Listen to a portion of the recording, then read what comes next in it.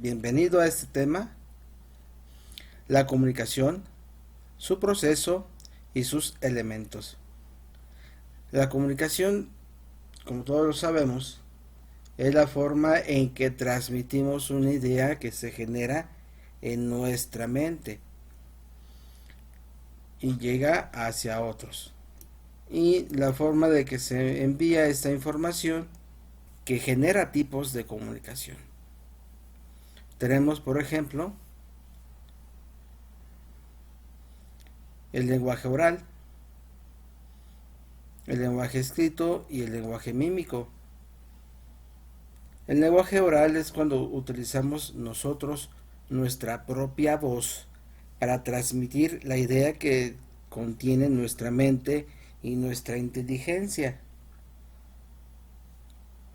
Mientras que el lenguaje escrito lo enviamos por medio de palabras puestas en un papel mediante un lápiz, una pluma o bien por medio de una impresión. Mientras que el lenguaje mímico a veces es considerado como lenguaje no verbal. Se utiliza los gestos, las articulaciones de las manos para transmitir una información o una idea. Aquí entraría lo que nosotros conocemos como lenguaje de señas. Referido a lo que son los tipos de la comunicación, también nos refiere a lo que son los niveles de comunicación. El lenguaje técnico es el que utilizamos para referirnos a elementos específicos de una materia o de una carrera. En cuanto al lenguaje coloquial, es cuando lo usamos, es la forma de usarla de forma cotidiana, así como hablamos nosotros, es la forma coloquial. ¿Ok? Entonces, el lenguaje coloquial, o también llamado ordinario, se utiliza en la vida cotidiana, en la vida diaria, y es diferente a la de cada región, ciudad o nivel cultural, aún dentro del mismo país. No es la misma forma de hablar de una persona que vive en la costa, que vive en el norte del país, que vive en el centro, o que vive en el campo, que el que vive en la ciudad. El lenguaje literario es el que se utiliza en las obras literarias, como las novelas, los cuentos, el teatro, todo lo que se refiere a la literatura. El lenguaje científico se utiliza en la producción de reportes de investigación, como artículos científicos, obras monográficas, libros especializados de una materia o un campo de estudio. Por otra parte, el proceso e intención de la comunicación se va dando a partir de que el hombre forma grupos para poder sobrevivir desde tiempos antiguos. Va generando comunicación.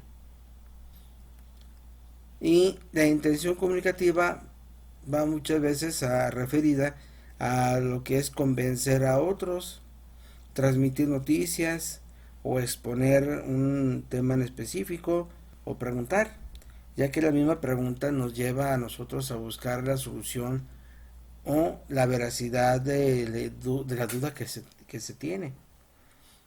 Y también es simplemente transmitir una idea, un sentimiento, como la literatura, los poemas, las novelas, etc. Por último, tenemos los elementos de la comunicación. Como primer punto tenemos el emisor. Es el responsable de iniciar el proceso de la comunicación. Es quien envía el mensaje. Un ejemplo. Juan se encuentra con Cristina y le dice, hola Cristina, ¿cómo estás?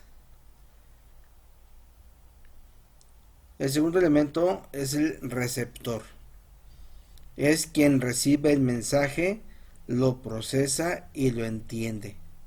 En este caso tenemos a Cristina que va a responder. Muy bien, Juan. ¿Y tú? Un tercer elemento es el mensaje.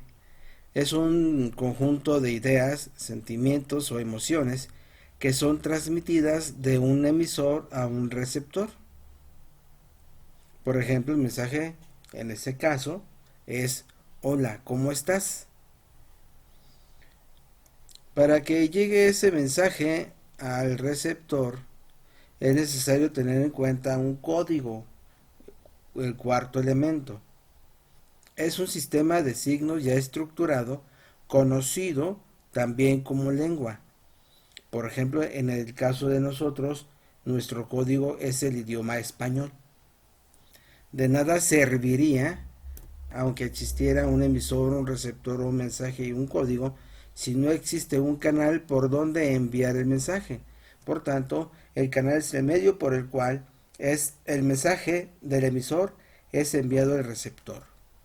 Aquí puede haber también canales naturales y canales artificiales. Naturales para primero enviar y después recibir el mensaje. Nuestros cinco sentidos externos: la vista, el olfato, el oído, el gusto y el tacto. Y en los canales artificiales, todo lo creado por el hombre, como es la radio, la televisión, internet. Y dentro de los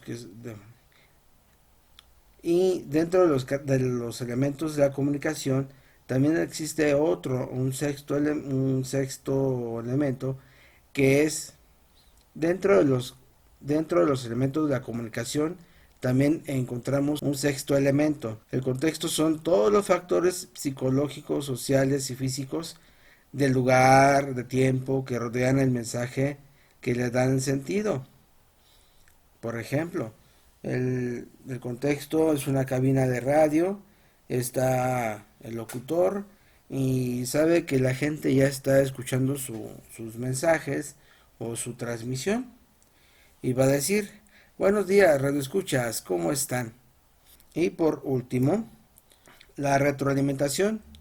La retroalimentación es la respuesta del receptor al emisor, que puede ser verbal o no verbal. Es la única manera de comprobar si nuestra comunicación es efectiva. Por ejemplo, en el caso de Juan y Cristina, la respuesta de Cristina es la retroalimentación para Juan. Muy bien, Juan, ¿y tú? Gracias por tu atención. Nos vemos en el siguiente video.